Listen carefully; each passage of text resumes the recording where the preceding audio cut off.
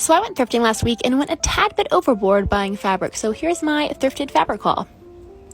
So enjoy my complete lack of self-control. Here we go.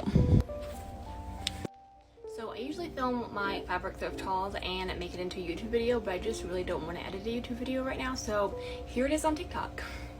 So I went a tad bit crazy last week and I went to the thrift store and got way too much fabric in the form of curtains and tablecloths and sheets and all of that stuff. So here's what I got.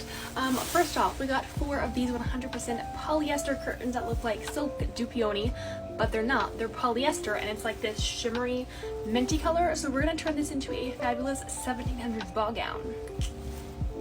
I've seen so many people make really cool jackets and like pullovers out of like these Afghan blankets, so I found this really cool blanket at Goodwill, which is also reversible with like the opposite colors on the inside and these really pretty scallops on the edges. So I'm thinking we might turn this into a coat. We shall see. One of my many weaknesses in life is vintage sheets, and we found this really cute yellow vintage sheet with these butterflies. How pretty is this? Thinking I'm gonna turn this into like a 70s inspired dress, but get this, like 5 days later I went to another thrift store and found the exact same sheet set. Look. So now that I'm looking at the second sheet set, it is not the same print, but it's super close, and they were probably made during the same time and possibly by the same brand. So this is the second one. It's a little different shapes and there's no butterflies, it's just hummingbirds and these flowers. And then I got 2 flat sheets of this plus pillowcases. So definitely gonna turn this into something, or might use this for the 70s dress. And we might just keep one as a sheet because it's seriously so pretty.